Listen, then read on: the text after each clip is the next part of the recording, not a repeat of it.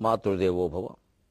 మాటికి మాటికిన్ మనసు మంచము మీద పరుండి జన్మకున్ కాటికి మూలమైన కరకంఠు ప్రణాళిక రూపెరుంగగా ఏటికి తాపముందును మహేశ్వరీ నీ పదపద్మదర్శనంబు ఈటకుటట్టమారములనెన్నడు చీల్చునో ముక్తిరాల్చునో. నీ పదపద్మదర్శనంబు ఈటకుటట్టమారములనెన్నడు చీల్చునో ముక్తిరాల్చునో. ఏబిఎన్ ఆంధ్రజ్యోతి ప్రేక్షక మహాశయులందరికీ నవజీవన వేదం అనే కార్యక్రమంలో 289వ భాగానికి స్వాగతం పలుకుతాం. ఇప్పుడు పరమాత్మ నిజంగా నా ప్రార్థన పద్యానికి తగినట్టే కరకంఠు ప్రణాళిక రూపు చెబుతున్నాడు.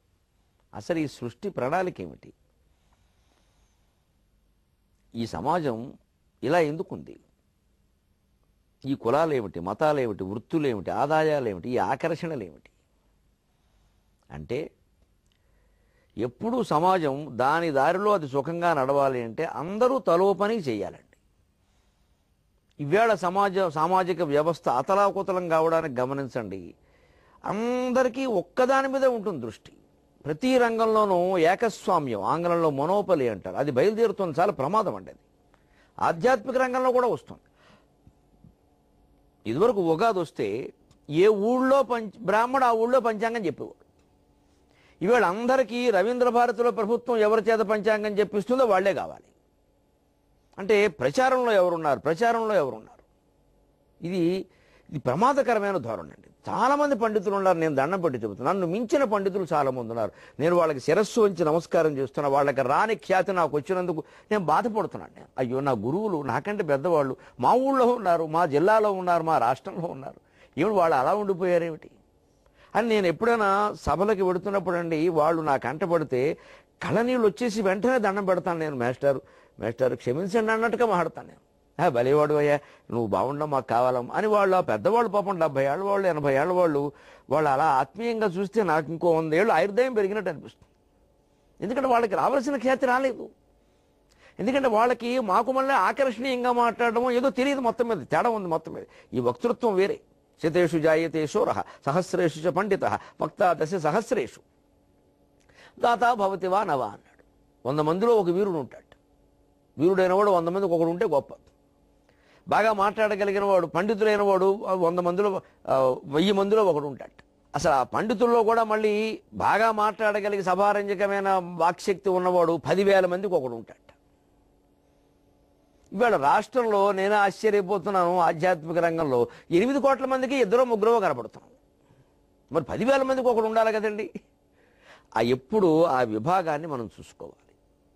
అనుసరిస్తున్న వాళ్ళు ఎంతసేపు టీవీలో కనపడిన వాడే గొప్పవాడు అనుకోకుండా చాలా మంది ఉన్నారు. మన ఊళ్ళో కూడా ఉన్నారు. వారిని అడుగుదాం. పైగా వారు సావకాశంగా చెప్పగలరు. మీ ఊళ్ళోనే ఉండడం వల్ల ఆ పురోహితులు, ఆ బ్రాహ్మణులు, ఆ పండితులు, నేను బ్రాహ్మణులు అనడం లేదండి, పండితులు అన్ని కులాల్లో ఉన్నారు. దయచేసి గమనించి, అన్ని కులాల్లో ఉన్నారు.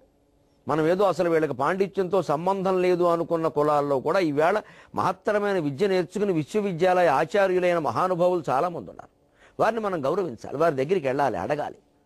హిందూ ధర్మాన్ని గురించి, వైదిక ధర్మాన్ని గురించి చెప్పడానికి ఎవరి జాతకాలు సహా చెప్పడం బ్రాహ్మణులకు ఒక్కళ్ళకే అధికారం లేదని అందరికీ ఉందండి. ఆ శాస్త్రం చదివిన వారు ఎవరైనా చెప్పొచ్చండి. శాస్త్ర పండితులా కాదా మనం చూడగానే కులంతో నిమిత్తమే లేదండి దానికి. అలా ఎక్కడ చెప్పలేదండి అసలు. వారందరినీ మనం గౌరవించాలి. ఉగాది నాడు అందరూ బతికేవాళ్ళు. ఆ ఊళ్ళో ఎవరు చెప్పగలరో పండితులు వాళ్ళు చెప్పేవారు, అందరూ వినేవారు. కొన్ని చోట్ల వేరే కులాల వాళ్ళు కూడా చెప్పారు. మా చిన్నతనంలోనూ చూసాం ఆ పరిణామం. ఎవరు బాధపడలేదు. అయ్యో ఆయన శాస్త్రం చదువుకున్నాడని నేను చెప్పేవాడు. తప్పేం లేదండి, అందులో హాయిగా చేయొచ్చు. ఈ సామరస్యం మనకు ఉండాలి, ఈ విశాల భావం ఉండాలి. అప్పుడు ఏమవుతుంది? పరమాత్మ ఈ అధ్యాయంలో ప్రత్యేకంగా అదే చెప్పబోతున్నాడు. గమనించండి ఏమవుతుందో. బ్రాహ్మణ క్షత్రియ విషాం శూద్రాణాంచ పరంతప కర్మాణి ప్రవిభక్తాని స్వభావ ప్రభవైర్గుణై. చాలా వివాదాస్పదమైన శ్లోకంలోకి వెడుతున్నాను. కానీ అమ్మవారి యందు ఉండే భక్తితో, నా మీద నాకుండే ఆత్మవిశ్వాసంతో ఈ సమాజం మొత్తం మీద చీమ నుంచి బ్రహ్మ వరకు అందరినీ ప్రేమించే ఒక హృదయంతో నేను ఈ ప్రవేశం చేస్తున్నాను. దయచేసి నన్ను అర్థం చేసుకోండి. బ్రాహ్మణ క్షత్రియ విషాం శూద్రాణాంచ పరంతప కర్మాణి ప్రవిభక్తాని స్వభావ ప్రభవైర్గుణై. బ్రాహ్మణులు, క్షత్రియులు, వైశ్యులు, విషామని వాడాడు ఛందస్సు కోసం. విట్ విషవు విషహ అని ఉంటుంది, అది వైశ్యులు. అంటే ఆ వైశ్యులకు ఆ మాట విష్ అనే ధాతువు నుంచి వచ్చింది. ఎందుకంటే వారు ఎక్కడికైనా ప్రవేశిస్తారు, ఏ వస్తువైనా తెస్తారు, మళ్ళీ ఎక్కడైనా ప్రవేశిస్తారు, దాన్ని నమ్ముతారు. అందువల్ల వైశ్యులయ్యారు. ఈ ప్రవేశించడం అంటే అర్థం చనువుగా దూరదేశాలు ప్రయాణం చేయడం, అది దాని అర్థం. అది ప్రవేశము అంటే విష్ అనే ధాతు, ప్రవేశించడం అంటే ప్రయాణం చేయడం. ఎంత దూరమైనా వెళ్ళిపోతారు. పూర్వం ఓడల మీద వెళ్ళేవారు, ఇప్పుడు రైళ్ల మీద వెళుతున్నారు, విమానాల మీద. అక్కడ ఏదో వ్యాపారం బాగుందంటే ఇప్పుడు మన దగ్గర ఆంధ్రాలో ఉండేవాళ్ళు అరేబియా వెళ్ళారు, సౌదీ అరేబియా వెళ్ళారు, వ్యాపారాలు చేస్తున్నారు, వెళ్ళిపోతారు. వాళ్ళకి ఆ ధైర్యం ఉంటుంది. మిగిలిన వాళ్ళకి అది ఉండదు. ఎందుకు మన ఊళ్ళో కలువ గంజో కడుపులో చల్లకదలకుండా అంటాడు. వైశ్యులు అలా ఉండలేడు, అలా ఉండకూడదు కూడా. వైశ్యులు వ్యాపారం చేయాలంటే అన్ని దేశాలు తిరగాలి, ఎక్కడో కాస్త చౌకగా దొరుకుతాయి. అంతేకాదు అసలు ఆ వస్తువులు తయారు చేయడం అక్కడ చౌకంటే అక్కడ కర్మాగారం పెట్టాలి ఆ దేశంలో, అక్కడి నుంచి వస్తువులు ఇక్కడికి పంపాలి. నిజమే. మరి వ్యాపారం అంటే ఏమిటి? అన్నిటాన ధర్మం ఉండాలి, అవినీతి కాదు, విపరీత లాభాలు కాదు. ఇదంతా చేయడం ఎందుకు అంటే ప్రజలకి ఆ వస్తువు కాస్త చౌకలో అందించాలంటే మన దగ్గర తయారైతే బాగా ఖరీదు అవుతుంది, అక్కడ తయారైతే బాగా తక్కువలో అవుతుంది. అప్పుడు అక్కడి నుంచి ఓడల్లోనో మరి విమానాల్లోనో ఇక్కడ తీసుకొస్తే కొంచెం తక్కువ అవుతుంది, అప్పుడు తక్కువలో ఈ భావన ఉండాలి. వీళ్ళే వైశ్యులు. శూద్రాణాంచ పరిచర్య. ఇవన్నీ కర్మాణి ప్రవిభక్తాని, ఈ కర్మలు విభాగం చేసి పెట్టారయ్యా పెద్దలు. ఎందుకు? మరి 1000 పడగల నవలో చదవండి మీకు అర్థమవుతుంది. నలుగురు 4 పనులు చేయకపోతే వ్యవస్థ ఎలా నడుస్తుందండి? ఈవేళ అది లేదండి. అందరికీ ఒకటే చదువు ఇంజనీరింగ్, అందరికీ ఒకటే భాష ఇంగ్లీషు, అందరికీ ఒకటే ఉద్యోగం సాఫ్ట్వేర్, అందరికీ ఒకటే దేశం అమెరికా, అందరికీ ఒకటే పని అవినీతి అయిపోయి మనం చూస్తున్నామా లేదా? ఇంజనీరింగ్ విద్య మీద మనకుండే మోజు వల్ల ఉభయ రాష్ట్రాల్లోనూ కలిపి కొన్ని వేల కళాశాలలు వచ్చాయా లేదా? ఆ వేల కళాశాలలో సుమారుగా 60-70% వాటికి ఏ అర్హతలు లేవు అని సుప్రీంకోర్టు కూడా అక్షింతలు వేసిందా లేదా? కొన్నింటికి అనుమతులు రద్దు చేస్తున్నామని నాయకులు మాట్లాడితే మరి కళాశాలల వారికి కోపాలు వచ్చాయి. కానీ మరి కోర్టు ఏం చెప్పిందండి? పైగా హైకోర్టు రద్దు చేస్తే ప్రవేశాలని సుప్రీంకోర్టుకి వెళితే కొంతకాలం అనుమతిస్తే ఆ అనుమతి ఇచ్చిన కాలంలో కూడా వీళ్ళు కొత్తగా పెంచుకున్నదేం లేదు. అది వచ్చింది పత్రికల్లో. అంటే మొండిగా బండగా మేము ఇలాగే ఉంటాం, మేము ఫీజు రీయింబర్స్మెంట్ కోసమే కాలేజీ పెట్టాం, మేము చదువులు చెప్పాం, మేము హాజరేసేస్తాం, మా డబ్బులు మాకు ఇచ్చేయవలసింది. అంటే వ్యక్తులు బాగుపడ్డం కోటమని ఇదంతా ప్రజల సొమ్ము. ఎందుకు వచ్చిందండి? వాళ్ళని అందాం, వాళ్ళని అంటున్నాం కదా, వాళ్ళతో పాటు మన అనుకుందాం. మనకుండే ఇంజనీరింగ్ మోజు, పిల్లాడు నేను చదవను మొర్రో అంటున్నా సరే, నాకు వద్దమ్మా అంటున్నా సరే, నేను చచ్చిపోతానమ్మా అంటున్నా సరే, పర్టికల్ ఇంజనీరింగ్లో బారేస్తున్నాం. దానికోసం ఎంపీసీ గ్రూప్ తీయించాం, దానికోసం రెసిడెన్షియల్ కాలేజీలో బారేసాం, దానికోసం టెక్నో స్కూల్లో బారేసాం, దానికోసం 6వ తరగతి నుంచి ఫ్యాక్ట్ సిలబస్ పేరు మీద ఊపిరి తీసేస్తున్నాం. ఇదంతా మన వ్యామోహం కాదండి. మరి ఆ ఇంజనీరింగ్ కాలేజీలు పెడుతున్న వ్యాపారస్తులు ఎంత మాయగాళ్ళని మనం అనుకుంటున్నామో, తల్లిదండ్రులమైన మనమంత మాయగాళ్ళం కదా, మన వ్యామోహాలు కదా వాళ్ళ మాయకు కారణం. ఇప్పుడు ఎవరిని ఎవరు అనుకోవాలండి? కడుపు చించుకుంటే కాళ్ళ మీద పడేలా ఉంది వ్యవహారం. అంచేత అంతిమంగా మౌలికంగా రావలసిన మార్పు నాలోనే, అంటే చూస్తున్న మీలోనే. ఆ ప్రత్యేకం ఒక విద్య చదివించడం, ఒక భాష ఎక్కువ నేర్పించడం, ఒక స్కూలే గొప్పదనుకోవడం, ఒక సినిమా హీరోయే గొప్పవాడు అనుకోవడం, ఒక్క ప్రవచనకర్తే అందరికంటే నెంబర్ 1, అన్నిట్లో మా దాంట్లో కూడా ప్రవేశించింది ఇది. నేను ఎక్కడ తిరిగినా 2-3 పేర్లు వినపడుతుంటే నాకు బాధ కాదు. మిగిలిన వాళ్ళు ఏమయ్యారు? ఎంతమంది ఉన్నారు? ఏమిటి వాళ్ళ వచనాలు జనంలోకి ఎక్కడం లేదు ఏమిటి? ఇదేమిటి ఇలా మాట్లాడుతున్నారు? అయ్యో మేము 2-3 ఇంకెవరు లేరా? అలాగని మా మీద ఒత్తిడి పెరిగింది. అన్ని టీవీల వాళ్ళకి మేమే కావాలి, అన్ని సభల వాళ్ళకి మేమే కావాలి, అన్ని గుళ్ళ వాళ్ళకి మేమే కావాలి. మా ఊళ్ళో గుడి కట్టామంటే మీరు వచ్చి ఎన్ని గుళ్ళకి నేను రాను? ఎక్కడ సాధ్యం అవుతుంది? పైగా మీరు పాదం పెడితే పవిత్రం, ఎంత అపచారం అండి. దయచేసి ఆలోచించిన గుళ్ళో నేను పాదం పెడితే పవిత్రం ఏంటండి? ఆ భగవంతుని ముందు, అనంత కోటి బ్రహ్మాండ నాయకుడు ముందు, మానవ మాత్రులం మేము ఎవరమండి? అసలు ఎలా మాట్లాడుతున్నారండి ఈ మాటలు? అతి గౌరవం వద్దండి. వాస్తవం మాట్లాడుకుందాం. మీ గుడి మీ వల్ల పవిత్రం కావాలి, మేము అడుగు పెడితే పవిత్రం కాదు, దేవుడి వల్ల పవిత్రం అవుతుంది. ఆ దేవుడు మహిమ పెరగాలంటే దాని చుట్టూ ఉండే వ్యక్తులు నిస్వార్థంగా ఉండాలి, జపం చేయాలి, తపం చేయాలి. మా ప్రవచనాల వల్ల గుళ్ళు ఏం బాగుపడవండి. ఇది అర్థం చేసుకోవాలి.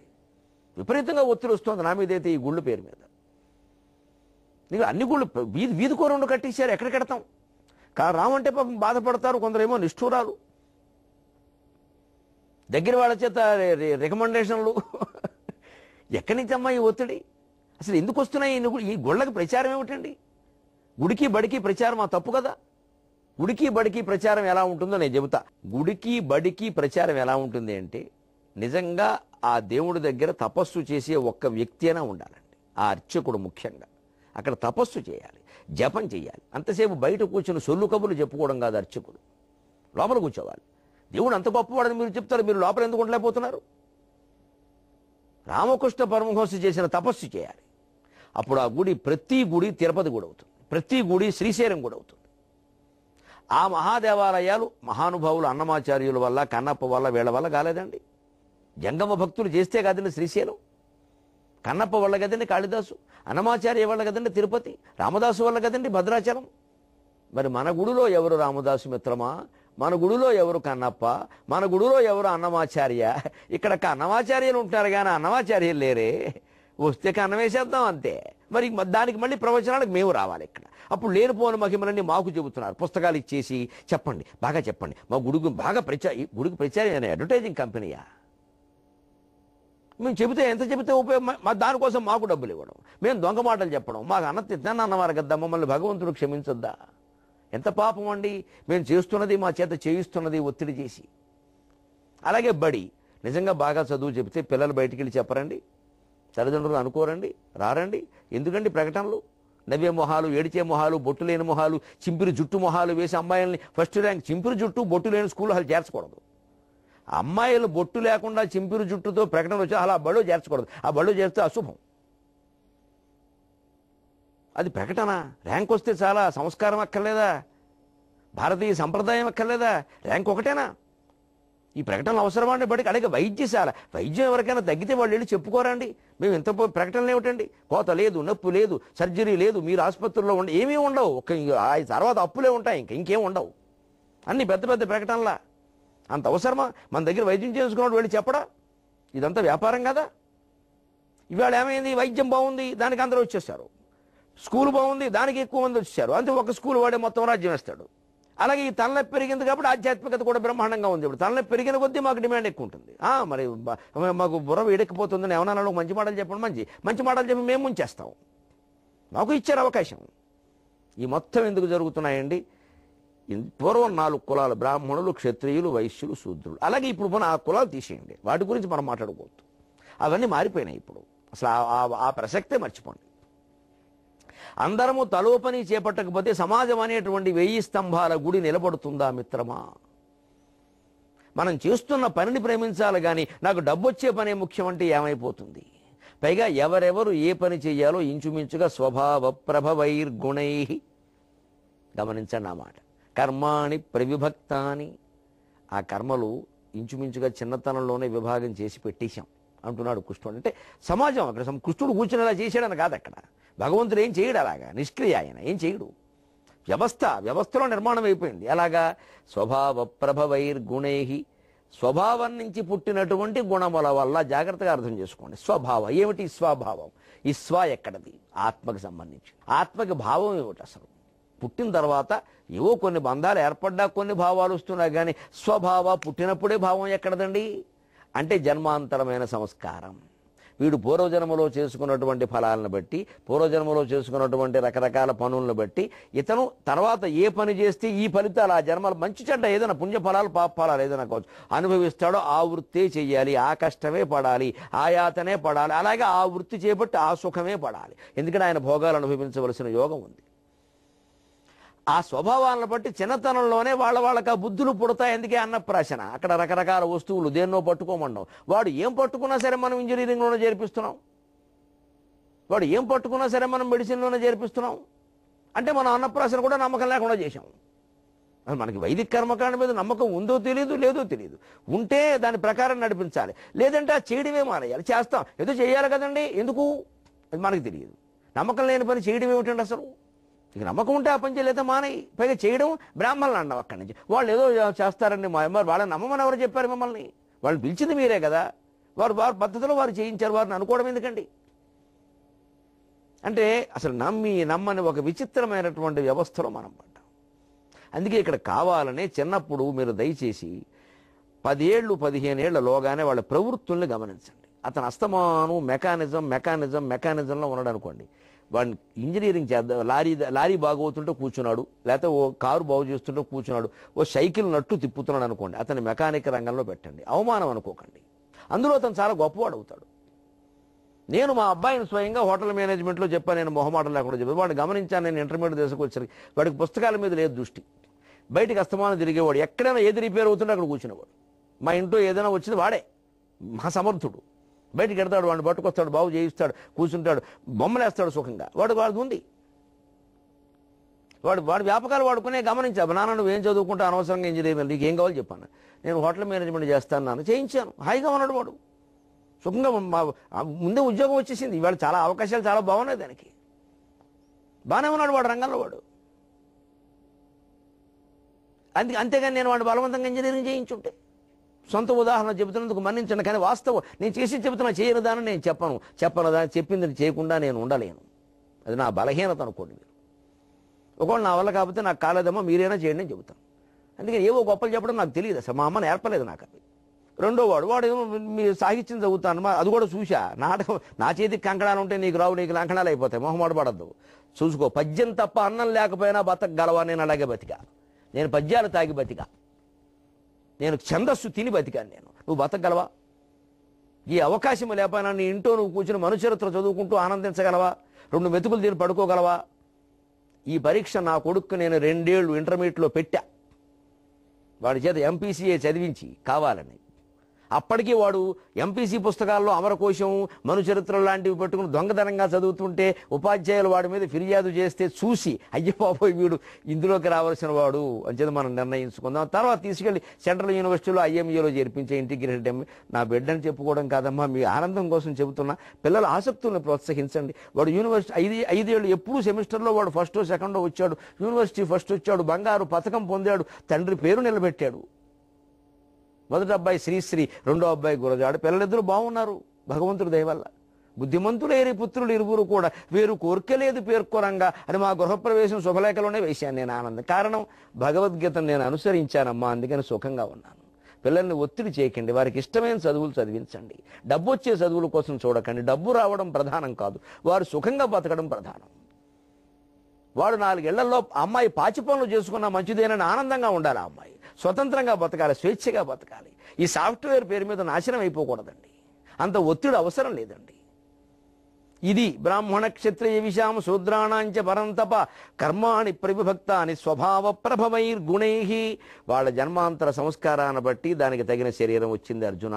ఆ శరీరానికి అనుగుణంగా వారు ఎంచుకుంటారయా పనులు, వాళ్ళని ఎంచుకోనివ్వండి.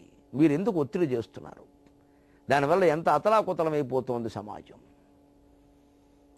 ఆ కర్మ ద్వారానే ఎలా మోక్షం పొందొచ్చు? అంట్లు దోమే అమ్మాయి అంట్లు దోవడంతోనే మోక్షం పొందొచ్చు. వేదం చదివేటువంటి బ్రాహ్మణుడు వేదం ద్వారానే మోక్షం పొందొచ్చు. అర్చకత్వం చేసే అర్చకుడు అర్చకత్వంతోనే మోక్షం పొందొచ్చు. భవన నిర్మాణం చేసే ఇంజనీర్ దాంతోనే మోక్షం పొందొచ్చు. వైద్యం చేసే వైద్యుడు వైద్యంతోనే మోక్షం పొందొచ్చు. సేద్యం చేసే రైతు సేద్యంతోనే మోక్షం పొందొచ్చు. ముందు భాగాల్లో చూస్తారు మీరు, ముగింపు భాగాల్లో ఈ అద్భుతమైన జీవన తాత్విక రహస్యాన్ని. ఇప్పుడు ఈ వ్యవస్థ కట్టు తప్పితే ఎలా ఉంటుందో దాశరథి చెబుతున్నాడు. పరమేశ్వరుడు, రామచంద్రమూర్తి, శ్రీ మహావిష్ణువు పరశురామ అవతారం ఎత్తాడండి. అవతారాలకెల్లా ఉగ్రావతారం. అది ఉగ్ర నరసింహస్వామి కంటే ఎక్కువ అవతారం. ఎందుకంటే ఉగ్ర నరసింహస్వామి ఒక్కడనే చీల్చాడు, ఈయన మొత్తం రాజులందరినీ చీల్చి పారేశాడు. పైగా 21 సార్లు దండెత్తి ఎక్కడున్నారో వెతికి కొట్టాడు. ఎందుకు అంత బయలుదేరిందండి? ఎందుకు అంత పరిస్థితి? 21 మార్లు ధరణీసుల నెల్లవధించి తత్కళేబర రుధిర ప్రవాహముల పైతృక తర్పణముప్పజేసి భూసురవర కోటికిన్ముదము సొప్పడ భార్గవరామమూర్తివై ధరణిను సంగీతి వ్యగద దశరథి కరుణాపయోనిధి. దాశరథి కరుణాపయోనిధి. 21 మార్లు ధరణీసుల నెల్లవధించి తత్కళేబర రుధిర ప్రవాహముల పైతృక తర్పణమప్పజేసి. ఏమి భయంకరమైన పని! చంపిన వాళ్ళ నెత్తులతో శమంత పంచక క్షేత్రంలో కురుక్షేత్ర యుద్ధం జరిగిన చోట అప్పటికి బాగా పూర్వమే తన తండ్రి అయిన జమదగ్ని మహర్షికి తర్పణం పెట్టాడు. నెత్తురుతో, తిలోదకాలు కాదు, రక్తోదకాలు. అంత పరిస్థితి ఎందుకు వచ్చింది? సమాజం అలా అవుతుంది. అన్ని వృత్తులు కలగా పులగమైపోతే అందరూ ఒకే వృత్తికేసి చూస్తే ఒకడు సొమ్ము ఒకడు హరించేస్తే అందులో బలహీనుల మీద దాడులు చేసి వాళ్ళ భూములు ఆక్రమించేస్తూ ఉంటే ఒకనాటికి సమాజం పరశురాముడు మూలంలో గొడ్డలు పట్టుకుని తిరగబడుతుంది. బ్రాహ్మణులను కాపాడడానికి పరశురాముడు అనుకోవద్దు, యావత్ సమాజాన్ని కాపాడడానికి పరశురాముడు ఆవిర్భవించాడు. అది బ్రాహ్మణుల ఇంట్లో ప్రారంభం కావచ్చు ఆ విప్లవం, అది వేరే విషయం. అంబేద్కర్ కూడా ఒక కులంలోనే పుట్టాడు, గాంధీ గారు కూడా ఒక కులంలోనే పుట్టాడు, కానీ వారు జాతీయ నాయకులు, వారు కేవలం ఆ కులానికి నాయకులు కాదు. పరశురాముడు అంతే, అన్ని చోట్ల బలహీన వర్గాలకి నాయకుడైన. ఆ రోజు తండ్రి బలహీనుడయ్యాడు, కార్తవీర్యార్జునుడు దాడి చేశాడు. ఒక ఆవు కోసం దాడి చేస్తారండి, చంపేస్తారండి? ఆవు ఆయన దగ్గర ఉంటే ఏదో అక్కడికి వచ్చిన వాళ్ళకి అన్నం పెడతాడు, దాని మహిమ వల్ల. రాజుకిస్తే వ్యాపారం చేస్తాడు. ఇవాళ ఎన్నైనాయండి వ్యాపారాలు అలాగా.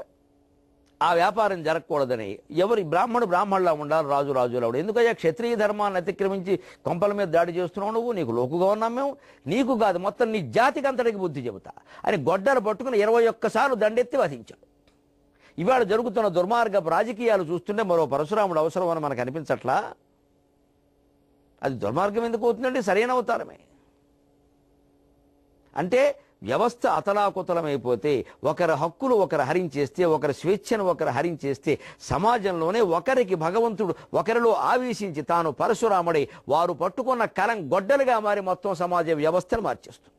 ఇది పరశురామ అవతారం. కొన్ని గమనించండి, పరశురాముడైనా స్వార్థంతో రాజ్యకాంక్షతో ఈ పని చేశాడా? తర్వాత చెబుతున్నాడు రామదాసు. భూసురవర కోటికిన్ ముదము సొప్పడ భార్గవరామమూర్తివై ధరణినో సంగీతీవ్య కదా. మొత్తం జయించిన భూమిని అంతటినీ కశ్యప మహర్షికి ఇచ్చేసేవాడు. ఏం చిత్రమయ్యా! మరి రాజ్యకాంక్ష కోసం పరశురాముడు చేస్తుంటే ఆయన పరిపాలించాలి కదా, పరిపాలించలేదు. పట్టుకెళ్ళి కశ్యప మహర్షికి ఇచ్చేసాడు మొత్తం. అప్పటి నుంచే భూమిని కాశ్యపి అన్నారు. భూర్భూమి రచన అనంతారస విశ్వంభరా స్థిర, అందులో కాశ్యపి అన్న పేరు ఒకటి. కదలకు మీ ధరాతలమ కాశ్యపి పట్టు ఫణీంద్ర అని మొల్ల మహాకవిత్రి మంచి పద్యం రాసింది. కాశ్యపి అంటే భూమి. ఎందుకు వచ్చింది ఆ పేరు? కశ్యపునికి ధారపోసాడు ఆయన. అప్పటి నుంచి భూమి కశ్యప మహర్షి కుమార్తె అయింది. ఇప్పుడు చూడండి జరిగినది, ఆ నిజాయితీ చూడండి. కశ్యపుల్లో కానీ ఆ పరశురాముల్లో కానీ అసలు ఆనాటి వ్యవస్థలో మొత్తం భూమి దానం ఇచ్చా. కశ్యపుడు అన్నాడు, మంచిది, సంతోషం, చాలా గొప్ప పని చేశాం. ఎప్పుడో యుగానికి ఒకసారి చేస్తే ఎలాంటి బాగుంటే ఎటువంటి ఉగ్రవాదాలు ప్రోత్సహించవలసిన విషయాలు కావు నాయన అని చెబితే ఏదో అయిపోయింది, ఏం చేయమంటావు అన్నాడు. మంచిది, నాకు ఇచ్చేసావు కదా, ఇక నీకంటూ ఏముంది ఇక్కడ అన్నాడు. ఆశ్చర్యపోయాడు పరశురాముడు. మొత్తం భూమండలం అంతా ఈయనకి దానం ఇస్తే నువ్వు నిలబడ్డానికి చోటు ఎక్కడుంది? ఇప్పుడు నేను చెబుతున్నా, నువ్వు ఈ భూమండలం మీద ఉండడానికి వీలేదు, పో, ఎక్కడికి పోతావు అన్నాడు. పురాణాలు చూసుకోండి. ఇంత గొప్ప అవతారానికి చివరికి జరిగినటువంటి దక్కిన బహుమానం అది. భూమండలం వదిలేసి వెళ్ళిపో, నువ్వు భూమండలం అంతా నాకు ఇచ్చావు, నీ దానానికి నువ్వు కట్టుబడి ఉంటే వెళ్ళిపో. నమస్కారం చేసి పరశురాముడు, నిజమే, నేను ఆవేశంలో ఆలోచించలేదు, అప్పుడు ఎక్కువ ఆలోచించరా, ఇప్పుడు ఎక్కువ ఆలోచించరా, కానీ మీరు చెప్పింది నిజమే, మీకు నేను దానం ఇచ్చేశాను కదా, ఇక నాకు ఉండే అధికారం ఎక్కడదని సముద్ర తీరానికి వెళ్ళిపోతే ఆయన పరాక్రమానికి భయపడి సముద్రం లోపలికి జరిగింది. అది శ్రీ మహావిష్ణువు శ్రీమాన్నారాయణో విష్ణుర్వాసుదేవో అభిరక్షతు వనమాలి గదీశార్గీ శంఖీ చక్రీచనందకి శ్రీమాన్నారాయణో విష్ణుర్వాసుదేవో అభిరక్షతు. భగవచ్ఛక్తి అంటే అది. వెళ్ళిపోతాను, సముద్రంలో మునిగిపోతాను అవసరమైతే, నిజమే అని వాగ్దానాన్ని కట్టుపట్టాడు. ఈవేళ దానం ఇచ్చిన భూమి లాగేసుకునేవాడు తయారయ్యారే. ఇటువంటివి జరిగినప్పుడు తిరగబడరా అండి, అలా కూర్చుంటారండి. అంటే భగవంతుడు స్పష్టంగా ఏం చెప్పి, ఎప్పుడు అహింసా పరమో ధర్మ అని ఏడవకండి, దానికో పద్ధతి ఉంది, దానికో సమయం ఉంది. మీ ఆస్తులు దోచుకుంటూ ఉంటే అహింసా పరమో ధర్మ అంటారు, చేతకాంతనం అది, అది వైరాగ్యం అనొద్దు, దాన్ని చేతకాంతనం అది. పరశురాముల్లో తిరగబడండి, ప్రాణం పోయినా సరే. ఎంతమంది ప్రాణాలు తీస్తారు? ఈ సెటిల్మెంట్లు చేసేవాళ్ళు, ఈ భూములు ఆక్రమించేవాళ్ళు, ఈ రౌడీ షీటర్లు ఎంతమంది ప్రాణాలు తీస్తారండి? ఓ 4-5 తీయగానే దొరికిపోరా? వాళ్ళకి అప్పుడు పడదా శిక్ష? పోతే 2 ప్రాణాలు. స్వతంత్రోద్యమం కోసం ఎంతమంది బలైపోయారు? జలియన్ వాలాబాగ్లో సభ దగ్గర కూర్చున్న వాళ్ళని కాల్చేశారే, మరి వాళ్ళందరూ స్వాతంత్ర సమర యోధులు కాదా? వారికి ఎవరైనా పింఛన్లు ఇచ్చారా ఈవేళ? వారి కుటుంబాల వారికి వాళ్ళు ఎవరు ప్రాణాలు కోల్పోతా ఉంటారు? అదే ఏదో 4 మాటలు చెప్తారు విందామని వచ్చారు వాళ్ళు నిర్దాక్షిణ్యంగా చంపేశాడా డయ్యరు. ఇలాగా ధర్మ పోరాటం ఎప్పుడు ప్రాణాలు కోల్పోయినా సరే మనిషిని నిలబెడుతుంది. ఆ ధర్మ పోరాటం చెయ్యండి అని చెబుతోంది పరశురామ అవతారం.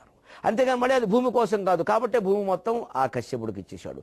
చేసిన వాగ్దానానికి కట్టుబడి సముద్రానికి సముద్రం లోపల జరిగిపోయింది. అప్పుడు ఈ భూమి అందులోది కాదు కదా అంటే మంచిది.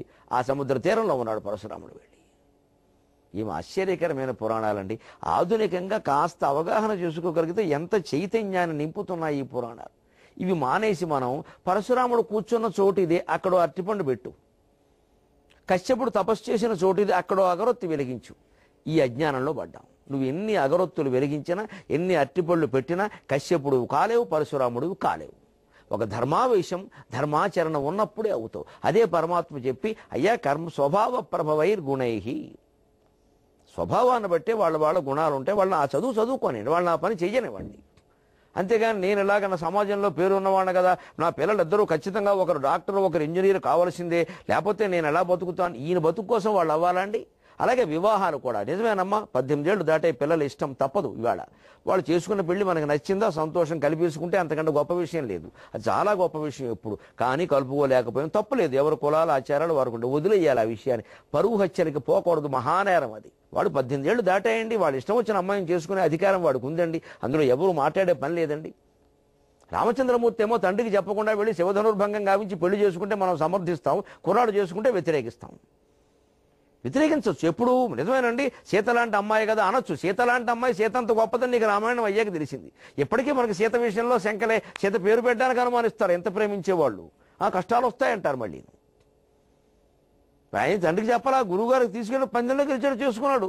కొంచెం మనకి తప్పు చేశాడు అనిపించి చెప్దాం, కూర్చోబెడదాం. నాయన నువ్వు పొరపాటు పడుతున్నావు చూసుకో. వినలేదు, వారి కర్మ వదిలేయడమే. అంతేగాని పరువు హత్యలు అనడం, వాళ్ళని చంపించేయడం, వాళ్ళని కూడబడడం, పోలీస్ స్టేషన్ ఎంత వ్యర్థ ప్రయత్నాలండి ఇవన్నీ. వాళ్ళని బాధ పెట్టడం, మన కన్న సంతానాన్ని మనమే బాధ పెట్టడం, మనం బాధపడడం తప్పితే చేయగలిగింది ఏమీ లేదు.